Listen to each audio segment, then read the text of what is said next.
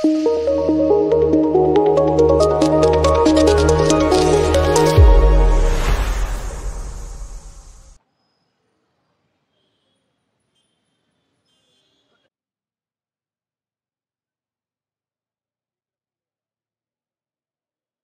ಸ್ನೇಹಿತರೆ, ಇವತ್ತು 17/5/2025 ಏನು ಗುರು ರಾಘವೇಂದ್ರ ಬ್ಯಾಂಕಿನ ಠೇವಣಿದಾರರಿದ್ದಾರೆ, ಆ ಠೇವಣಿದಾರರ ಸಂಘ 2-3 ಸಂಘ ಇದ್ದಿದ್ದು ಒಂದಾಗಿದೆ, ಯುನೈಟೆಡ್ ಫಾರಮ್ ಅಂತೇಳಿ.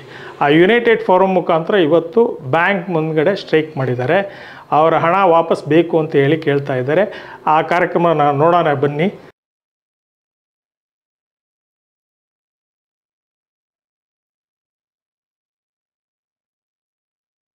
ಇಲ್ಲಿ ತನಕ ಸರ್ಕಾರದಿಂದ ಯಾವುದೇ ಕ್ರಮ ತಗೊಂಡಿಲ್ಲ. ಈಗ ಫ್ರಾಡ್ ಆಗಿದೆ ಅಂದರೆ ಫ್ರಾಡ್ ಆಗಿದ್ದಕ್ಕೆ ಅಕೌಂಟಬಿಲಿಟಿ ಸರ್ಕಾರ ಫಿಕ್ಸ್ ಮಾಡಬೇಕು. ಈಗ ಸತ್ತಿರೋ 430 ಜನ ಡಿಪಾಸಿಟರ್ಸು ಈಗ ಫ್ರಾಡ್ ಮಾಡಿದ್ರ, ಅಥವಾ ಈಗ ಸಾಯ್ತಾ ಇರೋ ಕಷ್ಟಪಡ್ತಿರೋ ಈಗ ಸೀನಿಯರ್ ಸಿಟಿಸನ್ ಇವ್ರೇನಾದ್ರು ತಪ್ಪು ಮಾಡಿದ್ದಾರೆ. ಫ್ರಾಡ್ 2007 ಆಗಿದೆ ಅಂತ ಹೇಳ್ತಾರೆ. ಬಟ್ 2019, 2020 ತನಕ ಆಡಿಟ್ ರಿಪೋರ್ಟ್ಸ್ ಎಲ್ಲ ಕೊಟ್ಟು NPA ನಂಬರ್ 1% ಅಂತ ಕೊಟ್ಬಿಟ್ಟು ಮಾಡಿದವ್ರು ಯಾರು? RBI ಮತ್ತು ಅವರ ರೆಗ್ಯುಲೇಟರ್ಸ್, ಆಡಿಟರ್ಸು. ಅವ್ರು ತಪ್ಪು ಮಾಡಿದ್ರೆ ಅವ್ರು ತಪ್ಪು ಒಪ್ಕೊಂಡು ಸರಿ ಮಾಡಬೇಕೆ ಹೊರತು ಮಾಸ್ ಪನಿಷ್ಮೆಂಟು 1000 ಜನಕ್ಕೆ, ಲಕ್ಷಾಂತರ ಜನಕ್ಕೆ ಕೊಡೋದು ತಪ್ಪು. ಈಗ ಯಾವ ರೀತಿ ಇದೆ ಬ್ಯಾಂಕಿನ ಪರಿಸ್ಥಿತಿ? ನಿಮ್ಗೇನಾದರೂ ಆಶಾಭಾವನೆ ಇದೆಯಾ? ಆಶಾಭಾವನೆ ಏನಿದೆ? ಈಗ fraud first of all RBI ಅದ್ರ ಜೊತೆಗೆ ಅವರು ಆಡಿಟ್ ಮಾಡಿದಾಗ ಅದನ್ನು ಕಂಡಿಡಿದು ಸರಿಯಾಗಿ ಮೊದಲಿಂದ ಅವ್ರಿಗೆ ರೋಪ್ ಹಾಕಲಿಲ್ಲ. ಇವಾಗ ಲಾಸ್ಟಲ್ಲಿ ಬಂದ್ಬಿಟ್ಟು 35 ಹಾಕ್ಬಿಟ್ಟು ಜಾಗಲ್ಲಿ ನಿರ್ಬಂಧಿಸ್ಬಿಟ್ಟು ಎಲ್ಲ ಮಾಡಾಕ್ಬಿಟ್ರೆ ಅಷ್ಟೇ, ಏನಿಲ್ಲ. ಯಾಕೆಂದರೆ ಅವರು ಪ್ರತಿ ಸಲ ಆಡಿಟ್ ಮಾಡಿದಾಗ ನೀವು ತಪ್ಪು ಮಾಡಿದ್ದೀರಾ ಅಂತ ಅವ್ರು ಹೇಳಬೇಕಾಗಿತ್ತು. RBI ಹೇಳಿಲ್ಲ ಅವ್ರಿಗೆ. ಲಾಸ್ಟಲ್ಲಿ ಬಂದ್ಬಿಟ್ಟು ನಿಮ್ಗೆ ತಪ್ಪಾಗಿದೆ ಅಂದ್ಬಿಟ್ಟು ಕ್ಲೋಸ್ ಮಾಡಾಕ್ಬಿಟ್ರು ಬ್ಯಾಂಕಿನ, ಅಷ್ಟೇ, ಇನ್ನೇನು ಮಾಡಿಲ್ಲ. ಬೋರ್ಡ್ ಆಫ್ ಡೈರೆಕ್ಟರ್ಸ್ ಕ್ಲೋಸ್ ಮಾಡಿದ್ಮೇಲೆ ಬೋರ್ಡ್ ಆಫ್ ಡೈರೆಕ್ಟರ್ ಇದ್ಬಿಟ್ಟು ಅವ್ರು ಇನ್ನೇನು ಮಾಡಿದ್ದಾರೆ ಯಾರು ದೇವ್ರಿಗೆ ಗೊತ್ತಿಲ್ಲ. 5 ವರ್ಷ 5 ತಿಂಗಳಿಂದ RBIನವರೇ ಇಲ್ಲಿಯವರೆಗೂ ಬಹಳ ಜನ ಸೂಸೈಡ್ ಮಾಡ್ಕೊಂಡಿದ್ದಾರೆ. ಇದನ್ನೇ ಡಿಪೆಂಡ್ ಆಗಿರೋದು ಜನ ಎಲ್ಲಾನು. ಇದಕ್ಕೆ ಬಿಲ್ಡಿಂಗ್ ನೋಡಿ ನಾವೇನೋ ಸ್ವಲ್ಪ ಬರ್ಬೋದು ಅಂತ ಒಂದು ಆಶಾಭಾವನೆ ಇದೆ ಅಷ್ಟೇ ಹೊರತು ಇನ್ನೇನು ಇಲ್ಲ ನಮಗೆ. ಇನ್ನೇನು ಸರ್ ಕೇಳಿ, ಇಲ್ಲಿ ಬಂದಿರೋ ಜನ 2008, 9, 10ರಿಂದ ಅನ್ಯಾಯ ಆಗಿದೆ ಅಂತಾರೆ. ನಾವೆಲ್ಲ ದುಡ್ಡಿಟ್ಟಿರೋದು 20, 21, 22. ಸರ್ಕಾರಕ್ಕೆ ಯಾವ ಅಧಿಕಾರ ಇದೆ? ನಮ್ಮ ದುಡ್ಡು ಯಾವನ ತಿನ್ಕೊಂಡು ಹಳೇದೆಲ್ಲ ಹೋಯ್ತು ಅನ್ನೋದು ಇವಾಗ ತೋರಿಸ್ಬಿಟ್ಟು ಅವ್ರ ಲ್ಯಾಪ್ಸಸ್ ಮುಚ್ಚಿಟ್ಕೊಂಡ್ಬಿಟ್ಟು ಈಗ ನಮ್ಮ ದುಡ್ಡಿಗೆ ದೋಖ, ನಿಮ್ಮ ದುಡ್ಡಿಲ್ಲ ಅಂತಾರಲ್ಲ, ಇದು ಯಾವ ನ್ಯಾಯ? ಸಾಮಾಜಿಕ ನ್ಯಾಯ. ರಿಸರ್ವ್ ಬ್ಯಾಂಕ್ ಕೇಳಿಲ್ವ? ರಿಸರ್ವ್ ಬ್ಯಾಂಕ್ ಕೇಳೋಕ್ಕೋಸ್ಕರನೇ ಇಷ್ಟು ಜನ ಬಂದಿರೋದು. ರಿಸರ್ವ್ ಬ್ಯಾಂಕು ತಮ್ಮ ತಪ್ಪನ್ನು ಮುಚ್ಕೊಳ್ಳೋದೇ ಅವ್ರಿಗೊಂದು ದೊಡ್ಡ ಕೆಲಸವಾಗಿದೆ. ಅವ್ರು ಏನು ಮಾಡ್ರಿ ಹೇಳಿ ನೋಡಿ, ನೀವು ಸಾಮಾಜಿಕ ನ್ಯಾಯ ಅಂತೀರಿ. ಸಾಮಾಜಿಕ ನ್ಯಾಯ ನಾನು ಇಟ್ಟಿರೋದು 2020ರಲ್ಲಿ, ಅಂದರೆ 35A ಹಾಕಾಗ 1 ತಿಂಗಳು ಮುಂಚೆ. ನನಗೇನು ಸ್ವಾಮಿ ಅನ್ಯಾಯ? ನಾ ದುಡ್ಡು ನಾನು ಇಟ್ಟಿದ್ದೀನಿ. ಅನ್ಯಾಯ ಆಗಿರೋದೆಲ್ಲ 19, 18, 17, 16 ಆಗಿನ ಕಾಲದವ್ರಿಗೆ ಬೇಡ, ನನಗೂ ಶಿಕ್ಷೆ ಕೊಡ್ತಾ ಇದೆ. ಇದು ಯಾವ ಸಾಮಾಜಿಕ ನ್ಯಾಯ? ಇದನ್ನೇ ನ್ಯಾಯ ಅಂತಾರ?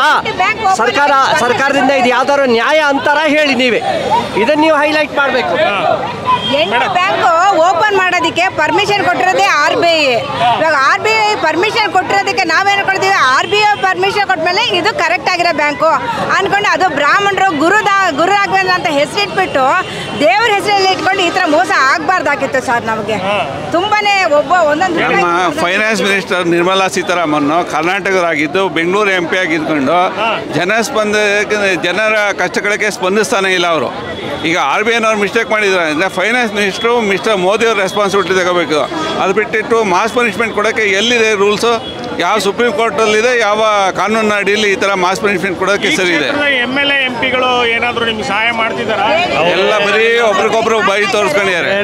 ನಾವು ಅವ್ರನ್ನ ಅನೇಕ ಸಾರಿ ಭೇಟಿ ಆಗಿದ್ದೀವಿ, ಎಲ್ಲ ಆಗಿದೆ. ಆದರೂ ಒಂದು 5 ಲಕ್ಷ ಇನ್ಶೂರೆನ್ಸಿನ ಅಮೌಂಟ್ DIC GCಯಿಂದ ಇನ್ಶೂರೆನ್ಸ್ ಅಮೌಂಟ್ ಕೊಟ್ಟಿರೋದು ಬಿಟ್ಟರೆ ಇನ್ನೇನು ಮಾಡಿಲ್ಲ. ಅದು ಕೆಲವ್ರಿಗೆ ಮಾತ್ರ ಹೆಲ್ಪ್ ಆಗಿದೆ. ಬಟ್ 5 ಲಕ್ಷಕ್ಕಿಂತ ಜಾಸ್ತಿ ಇಟ್ಟಿರೋರು ಬೇಕಾದಷ್ಟು ಜನ ಇದ್ದಾರಲ್ಲ, ಅವ್ರಿಗಿಂತ ಏನೂ ಆಗಿಲ್ಲ. ಕೋಟಿಗಟ್ಟಲೆ ಇಟ್ಟಿದ್ದೀವಿ ದುಡ್ಡು. 300 ಜನ ಸತ್ತೋಗಿ ನೋಡಿ, ಎಲ್ಲ ಏಜ್ ಆದವರು ಆಗಲೇ ಇದರಲ್ಲಿ ಸುಮಾರು ಜನ ತೀರ್ಕೊಂಡ್ಬಿಟ್ಟಿದ್ದಾರೆ. 200-300 ಜನ ಅದು ಈ ಸಂಕಟದಿಂದಾನೇ ತೀರ್ಕೊಂಡ್ಯಾರ ಅವರು. ಅದು 450 ಜನ 470 ಜನ ಸತ್ತಿದ್ದಾರೆ. ಎಲ್ಲ ಅವ್ರವ್ರ ದುಡ್ಡಿಟ್ರು. ಕಡೆಗಾಲದಲ್ಲಿ ಅವ್ರ ಕಷ್ಟದ ಕಾಲದಲ್ಲಿ ಯಾರಿಗೂ ದುಡ್ಡು ಸಿಕ್ಕಲಿಲ್ಲ. ಏನು DIC, ನನ್ನ ಹೆಸರು ಸತೀಶ್ ಅಂತ, ನಾನು ಒಬ್ಬ ಡಿಪಾಸಿಟ್ರು. 2020 ನಾನು ಇಟ್ಟಿದ್ದು 5 ಲಕ್ಷ. ನಿಮ್ಮ ಹೆಸರು ಹೇಳಿ first. ಸರ್, ನನ್ನ ಹೆಸರು ಶಾಂತಕುಮಾರ್ ಅಂತ, ರಿಟೈರ್ಡ್ ಪೊಲೀಸ್ ಆಫೀಸರ್ ಇದ್ದೀನಿ. ನಮ್ಮ ರಿಟೈರ್ಡ್ ದುಡ್ಡನ್ನ ಇಲ್ಲಿಗೆ ಹಾಕಿದ್ದೀವಿ. ಆಯಿತು, ಇದು ಏನೋ ಹೆಚ್ಚು ಕಮ್ಮಿ ಆಯಿತು, ಸೊಸೈಟಿ ಮುಚ್ಚಿದ್ದಾರೆ. ಇದುವರೆಗೂ ಅಡ್ಮಿನಿಸ್ಟ್ರೇಷನ್ ಅಧಿಕಾರಿಗಳು 3 ಸಾರಿ ಬಂದರು. ಇವರು ಏನು ಸಾಧನೆ ಮಾಡಿದ್ದಾರೆ, ಈಗ ಜಾಸ್ತಿ 2.5 ಲಕ್ಷ ರೂಪಾಯಿ ಒಬ್ಬ ಸಂಬಳ, ಏನು ಸಾಧನೆ ಮಾಡಿದ್ದಾರೆ ಬಂದಾಗಿಂದ 3 ತಿಂಗಳು ಹಿಂದೆ ಇದ್ದರು, ಏನು ಸಾಧನೆ ಮಾಡಿದ್ದಾರೆ, ಏನು ರಿಕವರಿ ಆಗಿದೆ, ಯಾಕೆ ನೋಟಿಸ್ ಬೋರ್ಡ್ಗೆ ಹಾಕಬಾರ್ದು? ಸಾಕಷ್ಟು ಸೀನಿಯರ್ ಜನ ಇದ್ದಾರೆ, 200-300 ಜನ ಸೊತ್ತಿದ್ದಾರೆ. ಇವು ಯಾವ ಪರಿಹಾರ ಆಗುತ್ತೆ? ಇನ್ನು ಸೊತ್ತೋದು ಸರ್ಕಾರ ಇನ್ವಾಲ್ವ್ ಆಗಿದೆಯಾ ಇಲ್ಲ ಅಧಿಕಾರಿಗಳು ಇನ್ವಾಲ್ವ್ ಆಗಿದೆಯಾ ಗೊತ್ತಿಲ್ಲ. ಇದಕ್ಕೆ ಏನು ಸರಿಯಾದ ಸಬೂಬಿಲ್ಲ ಅಲ್ಲ ಸರ್. ಒಬ್ಬ ಆಡಳಿತಕಾರಿ ನೇಮಕ ಮಾಡಿ ನಮಗೋಸ್ಕರ, ಅವನಿಗೋಸ್ಕರ ನಾವಲ್ಲ. ಅವ್ನು ಏನು ಆಯಿತು, ಏನು ಆಗಿದ್ದೀನಿ ಅಂತ ನೋಟಿಸ್ ಬೋರ್ಡ್ ಹಾಕ್ಬೋದಾಗಿತ್ತ? ಇದ್ರೂ ನಾನು ಬಂದಾಗಿದೆ, ಏನು ಸಾಧನೆ ಮಾಡಿದೆ ಅಂತ ಕೇಳ್ಬೋದಾಗಿತ್ತಲ್ಲ. ಅವನು ಯಾಕೆ ಮಾಡಲಿಲ್ಲ? ಮಕ್ಕ ತೋರ್ಸಕ್ಕೆ ಹೋಗ್ತಿ ಅಲ್ವೇಳ್ರಿ? 2.5 ಸಾವಿರ ರೂಪಾಯಿ ಹೆಂಗ್ರಿ ಸಂಬಳ ತೊಗೊಂತಾನೆ ಅವನು? 2.5 ಲಕ್ಷ ಕೇಳೋರಿಲ್ಲ ಹೇಳಿ. ಅಲ್ಲ, ಮಾಡಿರೋ ಸಾಧನೆ ಏನು ಮಾಡಿದ್ದಾರೆ ಅವ್ನು ಬಂದಾಗಿಂದ 3 ತಿಂಗಳಿಂದ? ಅದೇ ಏನು ಮಾಡಬೇಕು ಅಂತಿದ್ದೀರಾ ಈಗ? ಇವತ್ತು ಹೋರಾಟ ಮಾಡ್ತಿದ್ದೀರಾ? ಹೋರಾಟ ಎಲ್ಲ ರೀತಿಯಲ್ಲೂ ನಮಗೆ ಬ್ಯಾಂಕ್ನ ರಿವೈವ್ ಮಾಡಿ ಕೊಡಬೇಕು. ಸ್ವಲ್ಪ ಇದು ಮುಖ್ಯವಾಗಿ ಅಡ್ಮಿನಿಸ್ಟ್ರೇಟ್ರು ರಿಕವರಿ ಪ್ರೊಸೆಸ್ಸು ಅದನ್ನು ಸ್ಪೀಡಾಗಿ ಮಾಡಬೇಕು, ರಿಕವರಿನ ಸ್ಪೀಡಾಗಿ ಮಾಡಬೇಕು. ಭಾಳ ನಿಧಾನವಾಗಿ ಆಗ್ತಾಯಿದೆ. ಅಸೆಟ್ಸ್ಗಳನ್ನ ಅದನ್ನೆಲ್ಲ ಇದು ಏನು ಅವನ್ನ ಸೇಲ್ ಮಾಡಿಸಿ, ಏನು ಪ್ರೊಸೀಜರ್ ಅದ್ರ ಪ್ರಕಾರ ಮಾಡಿಸಿ ನಮಗೆ ಆದಷ್ಟು ಬೇಗ ಬ್ಯಾಂಕ್ ರಿವೈವ್ ಮಾಡಿಸಿ ನಮ್ಮ ಹಣ ಕೊಡಿಸ್ಬೇಕು. ಅದು ಒಂದು ಮುಖ್ಯವಾದ ಕೆಲಸ. ಎರಡನೇದು, ನಾವು ಬೇರೆ ಎಲ್ಲ ರಾಜಕಾರಣಿಗಳ ಮೂಲಕ ಎಲ್ಲ ಕಡೆಯಿಂದಲೂ ಪ್ರಯತ್ನ ಮಾಡ್ತಾ ಇದ್ದೀವಿ. ತೇಜ್ ಸೂರ್ಯ ಅವ್ರಿಗೆ ಹೇಳಿದ್ದೇವೆ, ನೀವು ಸೆಂಟ್ರಲ್ ಗೌರ್ಮೆಂಟ್ಲಿ ಎಲ್ಲ ರಾಜಕಾರಣಿಗಳನ್ನ ಮಿನಿಸ್ಟ್ರುಗಳನ್ನ ಮೀಟ್ ಮಾಡಿ ದಯವಿಟ್ಟು ಇದನ್ನು ಆದಷ್ಟು ಬೇಗ ರಿವೈವಲ್ ಮಾಡಿಸ್ಕೊಡಿ ಅಂತ ಕೇಳಿದ್ದೀವಿ. ಅವರು ಪ್ರಯತ್ನ ಮಾಡ್ತಾ ಇದ್ದಾರೆ. ಅದು ಇಲ್ಲಿ ಏನಾಗಿದೆ, ಮುಖ್ಯವಾಗಿ ಅಮೌಂಟು ರಿಕವರಿ ಆಗಬೇಕು. ರಿಕವರಿ ಆಗದೆ ಹೊರತು ಏನು ಮಾಡೋಕ್ಕಾಗಲ್ಲ. ಈಗ ಸದ್ಯದಲ್ಲೇ ಇದು ಬರ್ತಾ ಇದೆ, ಫೋರೆನ್ಸಿಕ್ ಆಡಿಟ್ ಬರ್ತಾ ಇದೆ. ಅದರಲ್ಲಿ ಭಾಳಷ್ಟು ಲಯಬಿಲಿಟಿ, ಭಾಳಷ್ಟು ಲಾಸು, ಫ್ರಾಡ್ ಆಗಿರೋದು ಭಾಳ ಇದೆ ಅಂತ ಗೊತ್ತಾಗ್ತಾ ಇದೆ. ಸೊ ಅದಿರೋದ್ರಿಂದ ಇವರು ರಿಕವರಿ ಆದಷ್ಟು ಬೇಗ ಮಾಡಿ ಸರ್ಕಾರನೂ ಇದಕ್ಕೆ ಮುಂದೆ ಬಂದು ಸರ್ಕಾರಕ್ಕೆ ಸಹಕಾರ ಕೊಟ್ಟು ಅವರು ಒಂದಷ್ಟು ಫಂಡ್ಸ್ ಕೊಟ್ಟರೆ ಭಾಳ ಉತ್ತಮ. ಅಪೆಕ್ಸ್ ಬ್ಯಾಂಕ್ ಮೂಲಕ ಕೊಟ್ಟರೆ, ಒಂದು ಸ್ವಲ್ಪ ಹಣ ಕೊಟ್ಟರೆ ನಮ್ಗೆ ಒಳ್ಳೆಯದಾಗುತ್ತೆ. ಅದರಿಂದ ರಿವೈವ್ ಆಗೋದಕ್ಕೆ ಅನುಕೂಲ ಆಗುತ್ತೆ. ಸರ್ಕಾರದವರು ಇದ್ರ ಬಗ್ಗೆ ಯೋಚನೆ ಮಾಡಬೇಕು, ಸರ್ಕಾರದವರು ಇದ್ರ ಬಗ್ಗೆ ಗಮನ ಕೊಡಬೇಕು, ಸರ್ಕಾರದವರು ಸಹಕಾರ ಕೊಡಬೇಕು. ಮುಖ್ಯವಾಗಿ ರಾಜಣ್ಣ ಅವರು ಸಹಕಾರ ಮಂತ್ರಿಗಳು ನಮಗೆ ಸಹಕಾರ ಕೊಟ್ಟು ಆದಷ್ಟು ಬೇಗ ಇದು ರಿವೈವ್ ಮಾಡಲಿಕ್ಕೆ ಪ್ರಯತ್ನ ಮಾಡಿಕೊಡ್ಬೇಕು. ಕೋರ್ಟಲ್ಲಿ ಇತ್ತಲ್ಲ ಕೇಸು, ಏನಾಗಿದೆ ಸರ್? ಅದಿದೆ, ಕೋರ್ಟ್ನಲ್ಲಿ ಇದೆ. ಏನಾಗಿದೆ ಅದು? ಇನ್ನೂ ಏನೂ ಆಗಿಲ್ಲ, ನಡೀತಾ ಇದೆ ಕೋರ್ಟ್ನಲ್ಲಿ ಇದೆ. ಅದು ವಿಕೆಟ್ ಇನ್ನೂ ಆಗಿಲ್ಲ, ಅದರಿಂದ 3 ತಿಂಗಳು ಎಕ್ಸ್ಟೆಂಡ್ ಆಗ್ತಾ ಇದೆ. ಈಗ 3 ತಿಂಗಳು ಅದು ತೀರ್ಪು ನಾವು ಮತ್ತೆ ಅಪೀಲ್ ಹೋಗ್ಬೇಕು. ಅದಕ್ಕೆ ಇನ್ನೂ ಅಪೀಲ್ ಹೋಗಿಲ್ಲ, ನಾವು ಹಾಕಬೇಕು. ಮತ್ತೆ ನಮ್ಮ ಹಸ್ಬೆಂಡು ಸೇರಿಕೊಂಡು ಇಲ್ಲಿ ತುಂಬ ದುಡ್ಡಿಟ್ಟಿದ್ದೀವಿ. ಸ್ವಲ್ಪ ವರ್ಷ ಇಂಟ್ರೆಸ್ಟ್ ಬಂತು, ಆಮೇಲಿಂದ ಕಿತ್ಕೊಂಡು ಹೋಯ್ತು ಎಲ್ಲದೂ. ನಮ್ಮ ಯಜಮಾನರು ಇದೇ ಕೊರಗಲ್ಲಿನೇ ಸತ್ತೋದ್ರು. ಈಗ 3 ವರ್ಷ ಆಯಿತು ಸತ್ತೋಗಿ. ನಾವೊಬ್ಬರೇ ಇವಾಗ ಜೀವನ ನಡೆಸಬೇಕಾಗಿರೋದು. ನಾವು ಇಂಡಿಪೆಂಡೆಂಟ್ ಆಗಿರೋಣ ಅಂತಂದ್ಬಿಟ್ಟು ಅವ್ರು 74-75 ವರ್ಷದವರೆಗೂ ದುಡಿದ್ರು. ಬರೀ 2 ವರ್ಷದಲ್ಲಿ ಸತ್ತೇ ಹೋದರು. ಆಮೇಲೆ ಏನೂ ಇಲ್ದಂಗೆ ಆಗೋಯ್ತು. ಇವ್ರು ತುಂಬ ಅನ್ಯಾಯ ಮಾಡಿದರು. ಅಂದರೆ ಕೊಡೋದು ತುಂಬ ಎಲ್ಲ ಸೀನಿಯರ್ ಸಿಟಿಸನ್ಸ್ ಇಲ್ಲಿರೋರೆಲ್ಲರೂ ಎಲ್ರಿಗೂ ನ್ಯಾಯ ದೊರಕಿಸ್ಕೊಡೋದು ಬಿಟ್ಬಿಟ್ಲು ಎಂತೆಂಥ ಬ್ಯಾಂಕ್ನೆಲ್ಲ ಎತ್ತುತ್ತಾರೆ. ಇವಾಗ ಇದಕ್ಕೆ ಮಾತ್ರ ಹಿಂಗೆ ಮಾಡಿಬಿಟ್ರೆ ಕೋಆಪರೇಟಿವ್ ಬ್ಯಾಂಕ್ ಮತ್ತು ಯಾತಕ್ಕದಕ್ಕೋಸ್ಕರ ಕೋಆಪರೇಟಿವ್ ಬ್ಯಾಂಕನ್ನು ಇಡ್ತಾರೆ? ಕೋಆಪರೇಟಿವ್ ಬ್ಯಾಂಕನ್ನೇ ತೆಗೆದಾಕ್ಬಿಡ್ಬೇಕು. ಅವಾಗ ಕೋಆಪರೇಟಿವ್ ಬ್ಯಾಂಕ್ ಯಾಕೆ ಇಡಬೇಕು? ಸಹಾಯ ಮಾಡಬೇಕು. ಬೇರೆ ಬ್ಯಾಂಕಿಗಳೆಲ್ಲ ಮಾಡಿಬಿಡ್ತಾರೆ ಎಲ್ಲದನ್ನು. ನ್ಯಾಷನಲ್ ಬ್ಯಾಂಕ್ಸೆಲ್ಲ ಎಷ್ಟೆಷ್ಟೊಂದು ತಿನ್ಕೊಂಡು ಹೋಗಿದ್ದನ್ನೆಲ್ಲ ತೂಗಿಸ್ಬಿಡ್ತಾರಲ್ಲ, ಕೊಟ್ಬಿಡ್ತಾರಲ್ಲ ಅವರಿಗೆಲ್ಲ ವಾಪಸ್ಸು. ಗುರು ರಾಘವೇಂದ್ರ ಬ್ಯಾಂಕ್, ರಾಘವೇಂದ್ರ ಹೆಸರಿಟ್ಕೊಂಡು ರಾಘವೇಂದ್ರಗೆ ಅವಮಾನ ಮಾಡ್ತಾ ಇದ್ದಾರೆ. ಇದರ ಎಲ್ಲಿರೋ 90% ಎಲ್ಲ ಹಿರಿಯ ನಾಗರಿಕರೇ ಇಲ್ಲಿರೋದು. ಹಿರಿಯ ನಾಗರಿಕರು ಯಾತಕ್ಕೋಸ್ಕರ ಇಡ್ತಾರೆ? ತಮ್ಮ ವೃದ್ಧಾಪ್ಯದಲ್ಲಿ ಬಂದ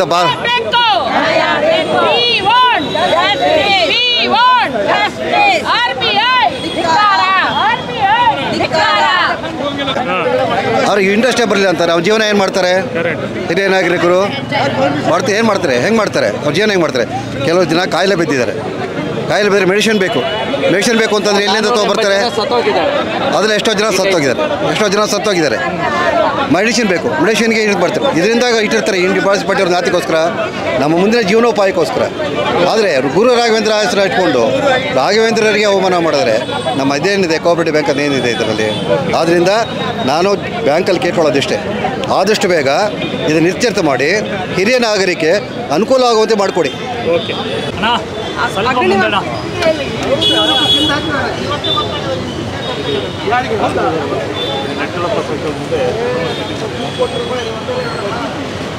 ಇಂದೋರಿಂದ ಮನೆ ಮಾರಿದ ಠೇವಣಿ ಹಣ ಎಲ್ಲ ಇಲ್ಲಿ ಇಟ್ವಿ.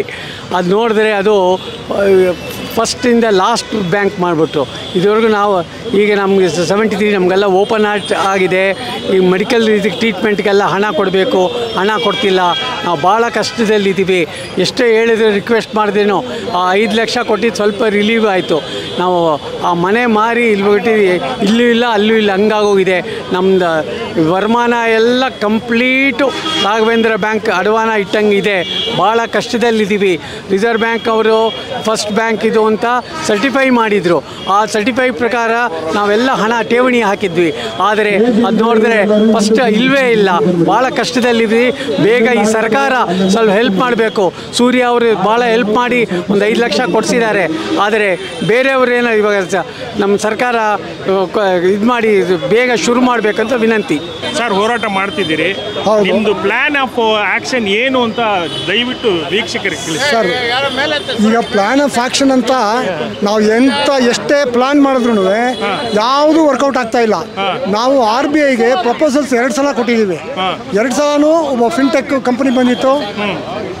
ಅವ್ರು ಅದನ್ನು ಅವ್ರು ಕೊಟ್ಟಿರೋ ಪ್ರಪೋಸ್ನ RBI ಅವರೇ ಒಪ್ಪಲಿಲ್ಲ, ಗೊತ್ತಾಯ್ತಾ? ಸೊ ಅದರಿಂದ ಏನಿದೆ, RBI wanted to close this bank. They have decided to close this bank. ಇಲ್ಲಿ 80 ವರ್ಷದ ಮೇಲಿರೋರು ಬೇಕಾದಷ್ಟು ಜನ ಇದ್ದಾರೆ. ಫೇರ್ ಅಸೋಸಿಯೇಷನ್ನು ಮತ್ತು ಸೊಸೈಟೀಸ್ ಅವರು ಮತ್ತು ಇಂಡಿವಿಜುವಲ್ ಡೆಪಾಸಿಟರ್ಸ್ ಎಲ್ಲರೂ ಸೇರಿ ಈಗ ಒಂದು ಒಕ್ಕೂಟ ಮಾಡ್ಕೊಂಡಿದ್ದೀವಿ, ಯುನೈಟೆಡ್ ಫೋರಮ್ ಆಫ್ ಡೆಪಾಸಿಟರ್ಸ್ ಅಂದ್ಬಿಟ್ಟು. ಯಾಕೆಂದರೆ ಒಂದೊಂದೇ ಅಸೋಸಿಯೇಷನ್ ಇದ್ದರೆ 4-5 ಜನ ಅಸೋಸಿಯೇಷನ್ ಇದ್ದರೆ ಅವರು they are not giving any credence to our association at all. So ಈಗ ಎಲ್ಲರೂ ಒಟ್ಟಿಗೆ ಬಂದಿದ್ದೀವಿ, ಎಲ್ಲ ಸೇರಿ ಯುನೈಟೆಡ್ ಫೋರಮ್ ಆಫ್ ಡೆಪಾಸಿಟರ್ಸ್ ಅಂತ ಮಾಡಿಕೊಂಡು ಎಲ್ಲರೂ ಒಗ್ಗಟ್ಟಾಗಿ ನಾವು ಕೆಲಸ ಮಾಡೋಣ, ಏನಾದರೂ ಮಾಡಿ ಈ ಬ್ಯಾಂಕ್ನ ರಿವೈವ್ ಮಾಡಬೇಕು ಅನ್ನೋ ಒಂದು ಉದ್ದೇಶದಿಂದ ನಾವು ಮಾಡಿದ್ದೀವಿ. 5.5 ವರ್ಷ ಆಯಿತು ಈಗ ಇದುವರೆಗೆ. 5.5 ವರ್ಷದಿಂದ ಏನೂ ನಡೆದಿಲ್ಲ. ಈಗ 4 ಜನ ಅಡ್ಮಿನಿಸ್ಟ್ರೇಟರ್ಸ್ ಬಂದರು, ಯಾವ ಅಡ್ಮಿನಿಸ್ಟ್ರೇಟ್ರು ಸರಿಯಾಗಿ ಕೆಲಸ ಮಾಡಲೇ ಇಲ್ಲ. ಬಂದರು 2.5 ಲಕ್ಷ ಸಂಬಳ ತೊಗೊಂಡ್ರು ಹೋದರು. ಆ ದುಡ್ಡೆಲ್ಲ ಯಾರ್ದು? ನಮ್ಮ ಬಡ ಡೆಪಾಸಿಟರ್ಸ್ದು. ಅವ್ರು ಕೆಲಸ ಮಾಡಿದ್ದೀವಲ್ಲ, ನಾವು ಕೆಲಸ ಮಾಡಬೇಕು, ಇಷ್ಟೊಂದು ತೊಗೋತಾ ಇದೀವಲ್ಲ ಸಂಬಳ ಅನ್ನೋ ಒಂದು ಪ್ರಜ್ಞೆನೇ ಇಲ್ಲ ಅವ್ರಿಗೆ ಯಾರಿಗೂ. ಒಬ್ಬರೂ ಸರಿಯಾಗಿ ಆಡಿಟ್ ಇದು ಮಾಡಿಲ್ಲ. ನಾವು ಅಡ್ಮಿನಿಸ್ಟ್ರೇಟರ್ ಬಿಗಿನಿಂಗಿಂದಾನು ಕೇಳಿದ್ದೀವಿ. ಈಗ BOD ಬಗ್ಗೆ ಏನು ಹೇಳ್ತೀರಾ ತಾವು? ಸರ್, ಬೋರ್ಡ್ ಆಫ್ ಡೈರೆಕ್ಟರ್ಸ್ದು ನಾವು ಒಂದು ರಿಟ್ ಪಿಟಿಷನ್ ಫೈಲ್ ಮಾಡಿದ್ವಿ ಹೈಕೋರ್ಟಲ್ಲಿ. High court has given a direction to RCS 6 ತಿಂಗಳೊಳಗೆ ಡಿಸೈಡ್ ಮಾಡಿ ಅಂತ ಅವ್ರು ಕೊಟ್ಟರು. ಅವರು ನಿಯರ್ಲಿ 1 ವರ್ಷ ತೊಗೊಂಡ್ರು. 1 ವರ್ಷ ತೊಗೊಂಡು ರೀಸೆಂಟಾಗಿ ಅಬೌಟ್ 10 ಡೇಸ್ ಬ್ಯಾಕ್ ರಿಜೆಕ್ಟ್ ಮಾಡಿದ್ರು. ಸೊ RCS ಅವರು ನಮ್ಮ ರಿಕ್ವೆಸ್ಟ್ನ ರಿಜೆಕ್ಟ್ ಮಾಡಿದ್ದಾರೆ. ರೀಸನ್ ಏನು ಅಂದರೆ ಬ್ಯಾಂಕ್ ಅಡ್ಮಿನಿಸ್ಟ್ರೇಟ್ರು ಭಾಳ ಚೆನ್ನಾಗಿ ಕೆಲಸ ಮಾಡ್ತಾಯಿದ್ದಾರೆ. There is no need for change of any administrator. There is no change for changing of administrator ಅಂತ ಹೇಳ್ತಾ ಇದ್ದಾರೆ. ಹೇಳ್ಬಿಟ್ಟು ರಿಜೆಕ್ಷನ್ ಮಾಡಿ ಕೊಟ್ಟಿದ್ದಾರೆ. ನಾವು ಈಗ ಅಪೀಲ್ ಹೋಗ್ತಾ ಇದ್ದೀವಿ, ಮತ್ತೆ ಅದು ಕ್ಯಾಟಲ್ ಅಪೀಲ್ ಫೈಲ್ ಮಾಡಬೇಕು. Shortly we are filing appeal before court. BOD ನಾವು ಭಾಳ ಕಷ್ಟಪಟ್ಟು ಎಲ್ಲರೂ ಸೇರಿಸಿ ನಮ್ಮ ಬ್ಯಾಂಕ್ನ ರಿವೈವ್ ಮಾಡೋಣ ಅನ್ನೋ ಒಂದು ಉದ್ದೇಶದಿಂದ ನಾವು ಮಾಡಿದ್ದಷ್ಟೇ. ಇದರಲ್ಲಿ ಯಾರು ಈ ಹೊಸ ಬೋರ್ಡ್ ಆಫ್ ಮ್ಯಾನೇಜ್ಮೆಂಟ್ ಮಾಡಬೇಕಾದ್ರೆ ಎಲ್ಲ educated, highly qualified lawyers, chartered accountants ಇಂಥವ್ರನ್ನ ಸೆಲೆಕ್ಟ್ ಮಾಡಿ ಅವ್ರು ಯಾರು ಮೋಸ ಮಾಡದಿರೋ ಥರ ಮಾಡೋಣ ಅಂತ ಒಂದು ನಮ್ಮ ಉದ್ದೇಶ ಇತ್ತು. ಬಟ್ ಅದನ್ನು ಅವರು ಈಗ ನಮಗೆ ರಿಜೆಕ್ಟ್ ಮಾಡಿಬಿಟ್ಟಿದ್ದಾರೆ. ಇದು ಇದ್ರದ್ದು ಅದು BODದು.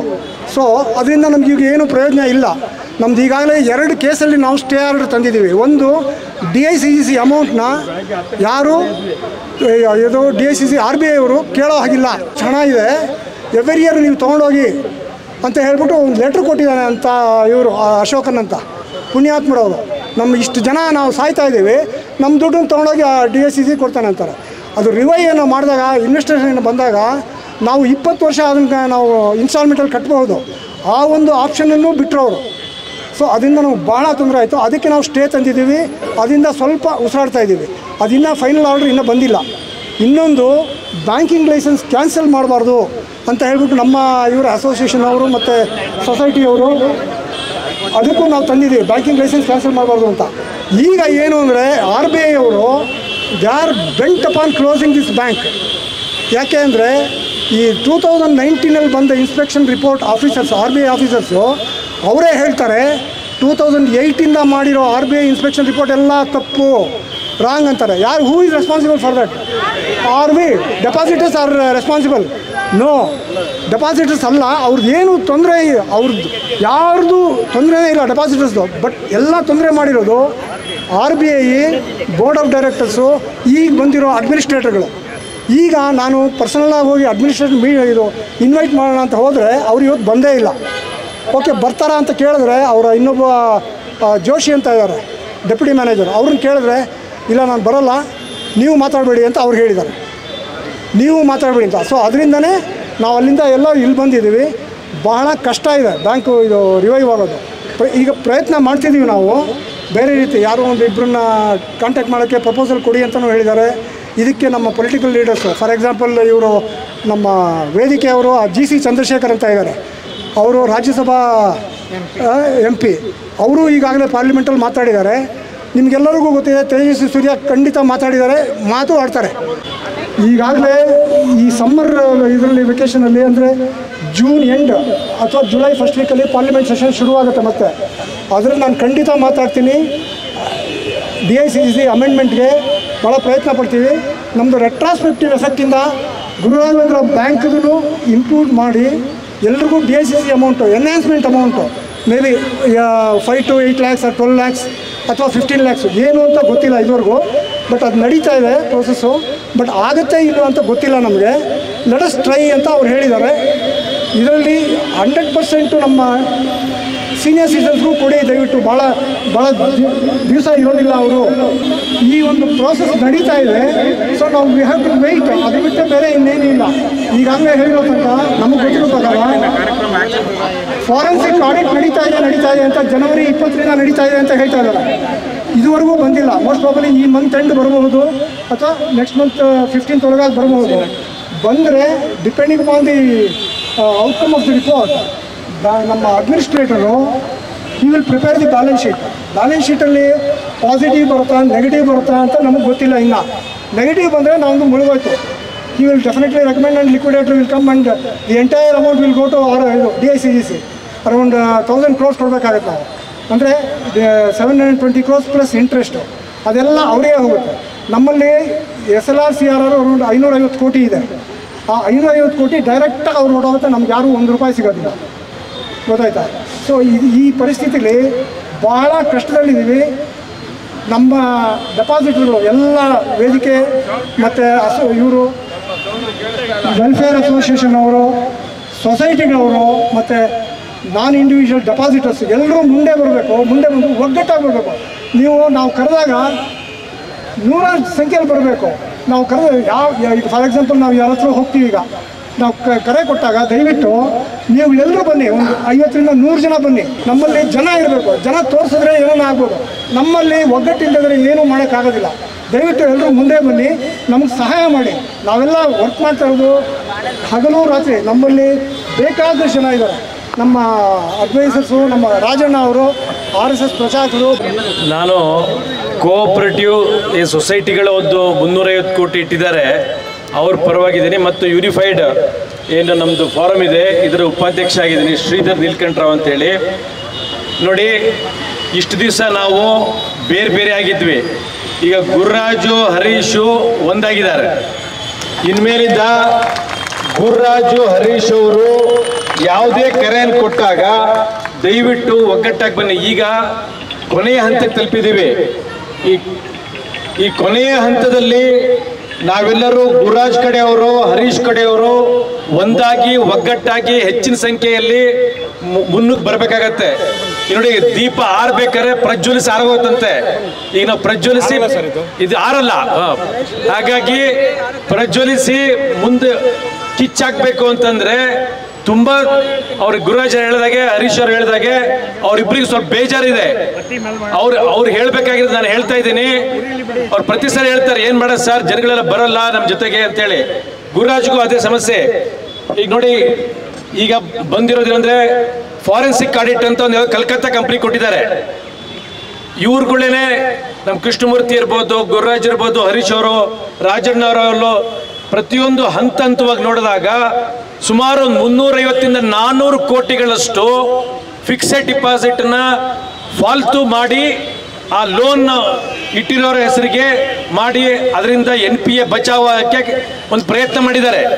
ಅಂದರೆ ಉದಾಹರಣೆಗೆ ಗುರುರಾಜ್ ಹೆಸರಲ್ಲಿ ಒಂದು FD ಇದ್ದರೆ, ಈ ಇನ್ನೊಬ್ಬರ ಹೆಸರಲ್ಲಿ ಲೋನ್ ಇತ್ತು ಅಂದರೆ ಅದನ್ನು ಜಾಯಿಂಟ್ ಅಕೌಂಟ್ ಮಾಡಿ ಆ ಡಿಪಾಸಿಟ್ ಮೇಲೆ ಲೋನ್ ಇದೆ ಅಂತ ಹೇಳಿ ತೋರಿಸಿ ಅದನ್ನು NPA ಇಂದ ಕಮ್ಮಿ ಮಾಡಕ್ಕೆ ನೋಡಿ ಹೊಸದಾಗಿ ಇಲ್ಲದೆ ಇರೋ ಡಿಪಾಸಿಟನ್ನು ಹುಟ್ಟಾಕಿದ್ದಾರೆ. ಗುರುರಾಜ್ ಹೆಸರಲ್ಲಿರೋ ಒಂದು FDನೂ ಇರುತ್ತೆ. ಈ ರೀತಿಯಲ್ಲಾದ ಒಂದು ಕೆಲಸಗಳನ್ನು ಮಾಡಿದಾಗ ನಾವು ಫಾರೆನ್ಸಿಕ್ ಆಡಿಟ್ ಆದಾಗ ಇದೆಲ್ಲ ಸರಿ ಹೋಗುತ್ತೆ ಅಂತ ಅಂದ್ಕೊಂಡಿದ್ವಿ. ಆದರೆ ದುರಾದೃಷ್ಟವಶಾತ್ ಈಗ ಬಂದಿರೋಂಥ ಫಾರೆನ್ಸಿಕ್ ಆಡಿಟರ್ಗಳು ಕೂಡ ಸರಿಯಾಗಿ ಮಾಡ್ತಾ ಇಲ್ಲ. ಯಾವುದೋ ಕಲ್ಕತ್ತಾ ಕಂಪ್ನಿ ತಂದು ಹಾಕಿದ್ದಾರೆ. ಹಾಗಾಗಿ ಇವತ್ತಿನ ನಮ್ಮ ಮೊದಲನೇ ಬೇಡಿಕೆಯಲ್ಲಿ ಫಾರೆನ್ಸಿಕ್ ಆಡಿಟ್ ಸರಿಯಾಗಿ ಆಗಬೇಕು.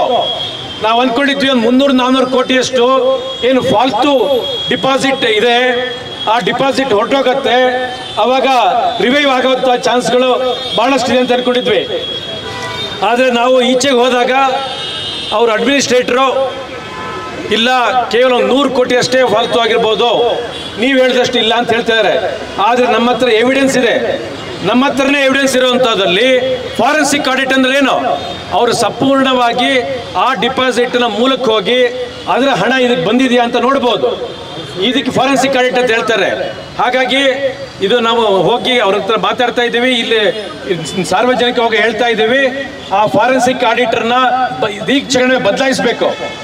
ಅದಿಲ್ಲದೇನೆ ಸಾಧ್ಯವೇ ಇಲ್ಲ ಅಂತೇಳಿ ನಿಮ್ಮೆಲ್ಲರಿಗೂ ಒಕ್ಕರಲಿನಿಂದ ನೀವು ಹೇಳಿ, ಫಾರೆನ್ಸಿಕ್ ಆಡಿಟ್ ಬೇರೆ ಆಗಬೇಕು. ಅವ್ನು ಯಾವನ ಆಡಿಟರ್ ಚೇಂಜ್ ಆಗಬೇಕು, ಆಡಿಟ್ ಚೇಂಜ್ ಆಗಬೇಕು. ಯಾಕೆಂದ್ರೆ ನಾವು ಸಾಮಾನ್ಯವಾಗಿ ನಾವುಗಳೇ ಪ್ರೈಮಾ ಫೇಸಿ ಆಗಿರುವಂತ ರೆಕಾರ್ಡ್ಗಳು ತೋರಿಸಿದ್ರು ಕೂಡ ಅಡ್ಮಿನಿಸ್ಟ್ರೇಟರ್ ಫಾರೆನ್ಸಿಕ್ ಆಡಿಟರ್ ಮೇಲೆ ಆಗ್ತಾ ಇದ್ದಾರೆ. ಹಾಗಾಗಿ ಈಗಿರುವಂತ ಏನು ಅಡ್ಮಿನಿಸ್ಟ್ರೇಟರ್ ನಾವು ತುಂಬಾ ಸರಿಯಾಗಿ ಕೆಲಸ ಮಾಡ್ತಾರೆ ಅಂತ ಅನ್ಕೊಂಡಿದ್ದೀವಿ. ಅವರು ನಾವು ನೊಂದಂತ ಇವರೆಲ್ಲ ಎಜುಕೇಟೆಡ್, ನಮ್ಮಲ್ಲಿ ಚಾರ್ಟೆಡ್ ಅಕೌಂಟೆಂಟ್ಸ್ ಇದ್ದಾರೆ. ದುಡ್ಡು ಕಳ್ಕೊಂಡಿರೋ ನಮಗೆ ನಾವು ಯಾವ ಫಾರೆನ್ಸಿಕ್ ಆಡಿಟ್ಗಿಂತ ಹೆಚ್ಚಾಗಿ ಆಡಿಟ್ಗಳು ಮಾಡಿದ್ದೀವಿ. ಅದನ್ನ ಗಮನಕ್ಕೆ ತಗೊಂಡು ಸರಿಯಾಗಿ ತಗೊಳ್ಳಲ್ಲ. ಇಲ್ಲ, ಅದು RBI ಮಾಡಿರುತ್ತೆ. ಆದರೆ ಅದನ್ನು ಇವರಿಗೆ ನಾವು ಅಡ್ಮಿನಿಸ್ಟ್ರೇಟರ್ಗಾಗಲಿ ಅವ್ರಿಗೊಂದು ಬುದ್ಧಿ ಬರುತ್ತೆ. ಇವತ್ತೇನು ಬಂದಿದ್ದೀವಿ ತುಂಬ ಸಮಾಧಾನವಾಗಿ ಹೇಳ್ತಾ ಇದ್ದೀವಿ, ಸರಿಯಾಗಿ ಫಾರೆನ್ಸಿಕ್ ಆಡಿಟ್ ಮಾಡಿಸಿ ಅಂತ ಹೇಳಿ. ಮಾಡಿಸದೇ ಇದ್ರೆ ಇದು ಉಗ್ರ ರೂಪಕ್ಕೆ ತಗೊಳುತ್ತೆ. ಇನ್ನು ಹಲವಾರು ವಿಷಯಗಳನ್ನ ಹರೀಶ್ ಅವರು ಮತ್ತೆ ಹೇಳ್ತಾರೆ. ಕನ್ವೀನರ್ ಆಫ್ ಯುನೈಟೆಡ್ ಫೋರಂ ಆಯ್ತಾ. ಆದರೆ ಈವಾಗ ನನಗೆ ಅವಕಾಶ ಸಿಗ್ತಾ ಇದೆ, thanks to both of them. ಈಗ ಈ ಯುನೈಟೆಡ್ ಫೋರಮನ್ನು ಮಾಡಿಸ್ಲಿಕ್ಕೆ 5-6 ತಿಂಗಳಿಂದ ನಾವು ಕಷ್ಟಪಟ್ಟಿದ್ವಿ. 4-5 ವರ್ಷಗಳ ಹಿಂದಿಂದ ಮಾಡ್ತಿದ್ವಿ, ಅದೆಲ್ಲ ಫೇಲ್ ಆಯಿತು. ಬೈ ಗಾಡ್ಸ್ ಗ್ರೇಸ್ ಈಗ ಒಂದಾಗಿದ್ದಾರೆ. ಇನ್ನೊಂದು ಹೇಳಬೇಕು, ಯುನೈಟೆಡ್ ಫೋರಮನ್ನು ಮಾಡುವ ಉದ್ದೇಶ ಕೇವಲ 2 ಪಾಯಿಂಟ್ ಫೋಕಸ್ಡ್ ಆಗಿ ಹೇಳಬೇಕು ಅಂತಂದರೆ, ಒಂದು ನಮ್ಮ ಒಂದು ರಿವೈವಲ್ ಪ್ರಪೋಸಲ್ನ RBIಗೆ ಕೊಡಬೇಕು. ರಿವೈವಲ್ ಪ್ರಪೋಸಲ್ ಇಲ್ಲದೆ ಹೋದರೆ we have already received a show cause notice in which they have mentioned due to lack of revival proposal we are incline to cancel the banking licence. ಮೇಲೆ ಇದರಿಂದ ಒಂದು ರಿಪೋರ್ಟ್ ಹೋಗ್ತದೆ RBIಗೆ. ಅದ್ರ ಪ್ರಕಾರ 24-25 ಬ್ಯಾಲೆನ್ಸ್ ಶೀಟು ಆಗುತ್ತೆ. That becomes the final statement of about Guru Raghavendra Bank that decides the fate of our bank. But ನಮಗೆ ಗೋಚರವಾಗಿದ್ದು since the last 1 week ಇದರದ್ದು ಡಿಲಿಜೆಂಟ್ ಆಗಿ ಫೋರೆನ್ಸಿಕ್ ಆಡಿಟ್ ಮಾಡ್ತಾ ಇಲ್ಲ ಅನ್ನೋದು ನಮ್ಮ ಮನಸ್ಸಿಗೆ ಬಂದಿದೆ, ಗೋಚರವಾಗಿದೆ. This we have brought to the notice of mister Tejasvi Surya. 4 days back we have gone and met him. We told him we are not happy with the quality of forensic audit. There are shortcomings. Believe it or not, on the spot, he called ED DOR Mr. RLK Rao. He told him that ಇಲ್ಲಿ ಸರಿಯಾಗಿ ಆಗ್ತಾ ಇಲ್ಲ, forensic audit ಇದನ್ನು ಸರಿಯಾಗಿ ಮಾಡಿಸ್ಬೇಕು ಅಂದಾಗ ನಿಮ್ಮದೊಂದು return submission ಕೊಡಿ, ನಾವು ಅಪಾಯಿಂಟ್ಮೆಂಟ್ ಕೇಳಿದಾಗ ನೀವು ಅಲ್ಲಿ ಬನ್ನಿ ಅಂತೇಳಿ ಹೇಳಿದರು. ಅದು ಒಂದಾಯಿತು. ಇನ್ನೊಂದು ಏನಂದರೆ, ಈ ನಮ್ಮ ಯುನೈಟೆಡ್ ಫೋರಮಲ್ಲಿ ಇನ್ನೊಂದು ಧ್ಯೇಯ, ಇದೆಲ್ಲ ನಾವು ಫೇಲ್ ಆಗ್ತೀವಿ ಅಂದ್ಕೊಳ್ಳಿ, ಸಕ್ಸಸ್ ಆಗುತ್ತೋ ಆಗಲ್ವೋ, 5 ವರ್ಷದಿಂದ ಏನೂ ಆಗಿಲ್ಲ, ಇನ್ನು ಮುಂದೆ ಆಗುತ್ತೋ ಇಲ್ವೋ ಗೊತ್ತಿಲ್ಲ. ಈ ಸಂದರ್ಭದಲ್ಲಿ DICGCಯಿಂದ ನಾವುಗಳು ಅಡಿಷ್ನಲ್ ರಿಲೀಫ್ ನಾವು ತಗೊಳ್ಬೇಕು ಅಂತ ನಾವು ಪ್ರಯತ್ನ ಪಟ್ಟಿದ್ವಿ. ಅದ್ರ ಬಗ್ಗೆನೂ ನಾವು ಕೇಳಿದ್ವಿ. ಆ DICGCಯಿಂದ ಅಡಿಷ್ನಲ್ ರಿಲೀಫ್ ಬೇಕು ಅಂತ ಹೇಳಿದಾಗ ಮಿಸ್ಟರ್ M. ನಾಗರಾಜು ಅಂಥೇಳಿ ಒಬ್ಬರು ಆಫೀಸರ್ ಇದ್ದಾರೆ. ಈ is secretary DFS, department of financial services, equivalent post of finance secretary, and is X officio member of reserve bank of India. ಅವರೆಲ್ಲ ಇನ್ಪುಟ್ಸು RBI ಇಂದ ತಗೊಂಡಿದ್ದಾರೆ, ಬೇರೆ ಬ್ಯಾಂಕ್ಸಿಂದ ತಗೊಂಡಿದ್ದಾರೆ. ಇವರುಗಳು ಒಂದು ಪ್ರಪೋಸಲ್ ಕೊಡಬೇಕು ಫೈನಾನ್ಸ್ ಮಿನಿಸ್ಟ್ರಿಗೆ. ಫೈನಾನ್ಸ್ ಮಿನಿಸ್ಟ್ರಿಗೆ ಅವ್ರು ಇನ್ನೂ ಕೊಟ್ಟಿಲ್ಲ. Mister Tejasvi Surya requested that a proposal should be sent and senior ಸಿಟಿಸನ್ಗೆ ಎಕ್ಸ್ಟ್ರಾ ಅಮೌಂಟ್ ಬರಬೇಕು ಅಂತ. But the reply we got was very disappointing. He clearly said this DICGC amendment is not a priority. Is not a priority ಅಂತೇಳಿ ಅವ್ರು ಹೇಳಿದರು. That was a very disappointing thing. 100% coverage DICGCದು ಬರೋದಿಲ್ಲ ಅಂತ ಹೇಳಿದ್ರು. ಇನ್ನೊಂದೇನು ಹೇಳಿದ್ರು ಅಂದರೆ, ಸೀನಿಯರ್ ಸಿಟಿಸನ್ಸ್ಗೆ ಸ್ವಲ್ಪ ಎಕ್ಸ್ಟ್ರಾ ಕೊಡೋದಕ್ಕೆ ನಾವು ಪ್ರಯತ್ನ ಮಾಡ್ತೀವಿ ಅಂತೇಳಿ ಹೇಳಿದ್ದಾರೆ. ಬಟ್ ಅದು ಯಾವಾಗ ಆಗುತ್ತೆ ಗೊತ್ತಿಲ್ಲ. ಇನ್ನೊಂದೇನು, ರಿಟ್ರೋಸ್ಪೆಕ್ಟಿವ್ ಎಫೆಕ್ಟ್ ಇಂದ ಅಂತ ಆಗೋದಿಲ್ಲ. ಆವಾಗ ನಾವು ಅವ್ರಿಗೆ ರಿಕ್ವೆಸ್ಟ್ ಏನು ಮಾಡಿದ್ವಿ, ಇದು ರಿಟ್ರೋಸ್ಪೆಕ್ಟಿವ್ ಅಂತ ಕನ್ಸಿಡರ್ ಮಾಡೋದಕ್ಕೆ ಆಗೋದಿಲ್ಲ. ಯಾಕೆಂದರೆ our bank licence is not cancelled. Second, it is still under 35A and more than anything ಇವತ್ತಿಗೆ ಕೂಡ ಪ್ರೀಮಿಯಮ್ಮು ಯಾವುದಕ್ಕೆ DICGC ಪ್ರೀಮಿಯಮನ್ನು ನಮ್ಮ ಬ್ಯಾಂಕು ಕಟ್ತಾ ಇದೆ, ಮೇ ಎಂಡ್ ತನಕ ಇದೆ ಅಂತೇಳಿ ಹೇಳಿದರು. ಇದಾದ ಮೇಲೆ ಅಡಿಷನಲ್ ನಾವು ಕಟ್ಟಬೇಕಾಗ್ತದೆ. We have already requested administrator to continue to pay the premium so that we become automatically eligible for additional relief. ಇದೆಲ್ಲ ನಡೀತಾ ಇದೆ. ಇದಾದ ಮೇಲೆ ಒಂದು ರಿಟ್ ಪಿಟಿಷನ್ ಹಾಕಬೇಕು. ರಿಟ್ ಪಿಟಿಷನ್ ಏನು ಹಾಕಬೇಕು, BOD ಇದು ನಮ್ಮದು ಹೋಗಿದೆ, ಕೇಸು ಡಿಸ್ಮಿಸ್ ಆಗಿದೆ. We want our BOD not for anything else, but we should be in a position to control the happenings in the bank, including the control on the forensic audit. Not that we are going to have any control on the forensic audit, that will be wrong. But at least we should give them, okay, ಇಂಥದ್ದೆಲ್ಲ ಮಾಡಿ ಅಂತ. ಈಗ ಏನಾಗಿದೆ, deposit reconciliation ಆಗ್ತಾ ಇಲ್ಲ. Deposit reconciliation ಆದರೆ 400 ಕೋಟಿ ಅಷ್ಟು ಕಮ್ಮಿ ಆಗ್ತದೆ. ಅದೆಲ್ಲ ತುಂಬಾ ಇದೆ. ಇನ್ವೆಸ್ಟ್ಮೆಂಟ್ ರಿಕನ್ಸಿಲೇಷನ್ ಆಗಿಲ್ಲ. ಇದೆಲ್ಲ ಮಾಡಿಸ್ಬೇಕು ಅಂತ. There is definitely a road map. Hopefully ನಮ್ಮ ಈ united forum stays united. There is a question mark. Time only will tell whether they are going to stay united. Let us all pray and wish that they stay united, because ನಾವು RBI ಹೋದಾಗೆಲ್ಲ I am not a member of T Sangha, I am not a member of ವೇದಿಕೆ, ಆದ್ರೂ ನಮ್ಗೆ ಅಲ್ಲಿ ಹೋದಾಗೆಲ್ಲ ಏನು ಕೇಳ್ತಾ ಇದ್ರು, ನೀವು ಯುನೈಟೆಡೇ ಇಲ್ಲ, ಈಗ ಎಲ್ಲ united. Yesterday I sent this message about this protest to RBI Bombay. ಅಲ್ಲಿ ED DORಗೆ ಹೋಗಿದೆ, ಅಲ್ಲಿ GM DORಗೆ ಹೋಗಿದೆ, CGM DOR ಉಷಾ ಜಾನಕಿರಾಮ್ ಅಂತ, ಅವರು ಬೆಂಗಳೂರಿನವರೇ. ಇಲ್ಲಿ RBIಗೆ ಹೋಗಿದೆ.